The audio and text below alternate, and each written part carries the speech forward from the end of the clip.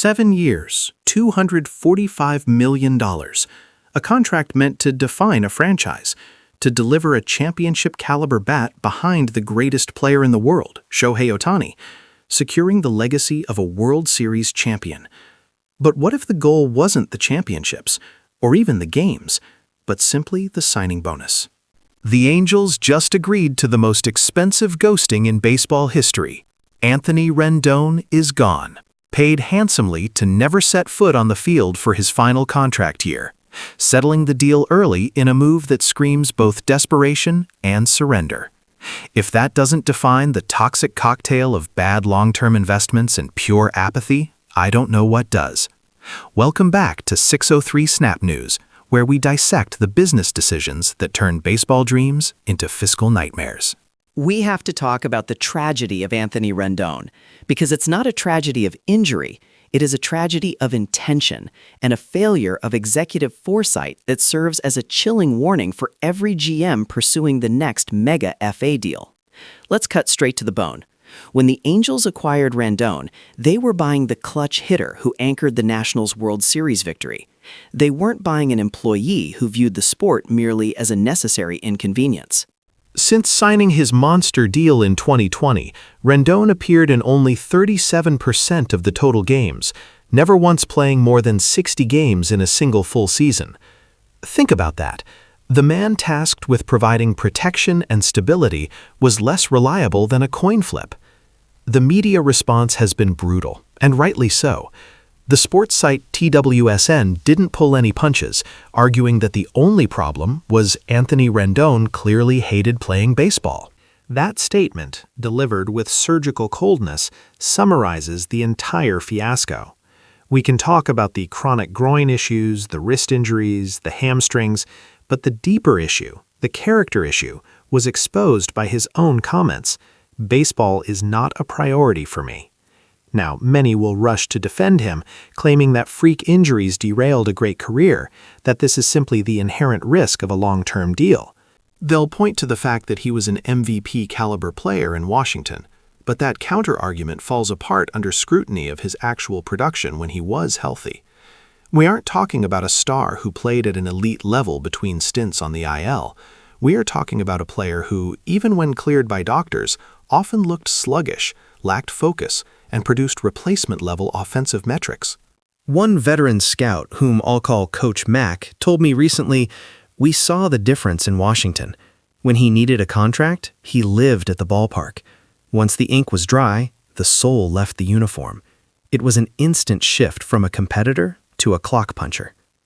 That shift is the fundamental difference between high-risk injury and pure lack of drive. This isn't just about a player taking the money. This is about an organizational failure to properly assess human capital. This is the ultimate cost of the ultra-long-term contract when paired with poor character assessment.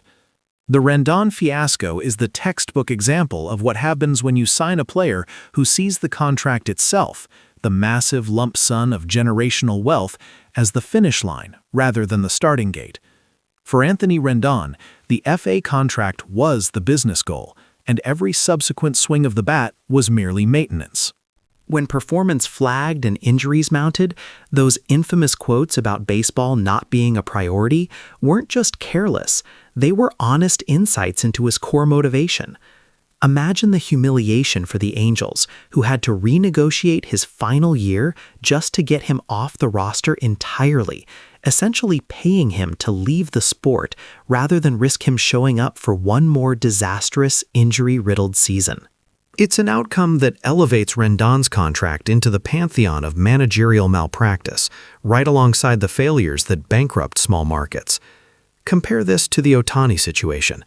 While the Ohtani contract is monumental at $700 million, the economic and marketing reality is starkly different. Ohtani generates an estimated $70 to $100 million annually in ancillary revenue for the Dodgers, essentially paying for a significant portion of his own salary through global appeal. Rendon, however, contributed exactly zero to the organization's bottom line outside of the few dozen games he played poorly. His failure was not just on the field. It was a total economic deadweight loss, and we must consider the architect behind the curtain, Scott Boras.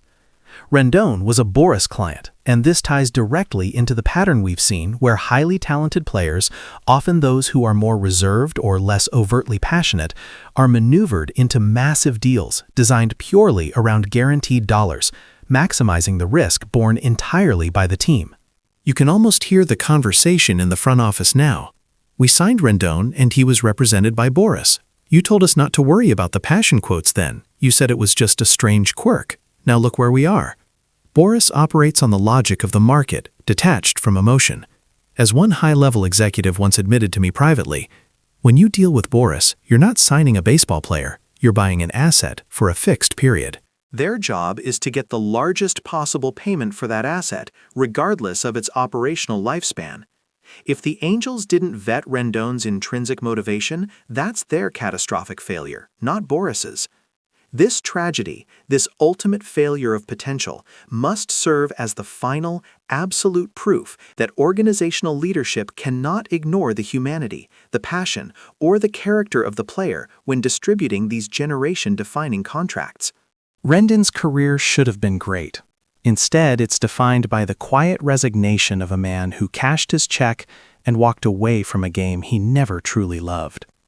If you found this deep dive into the business of baseball fascinating, please smash that like button, share this video, and subscribe to 603 Snap News for more unfiltered analysis. The question remains, given the financial disaster of Anthony Rendon and the rise of mega contracts, should MLB consider implementing salary caps to protect teams from these catastrophic long-term mistakes, or is this just the unavoidable risk of operating without a cap?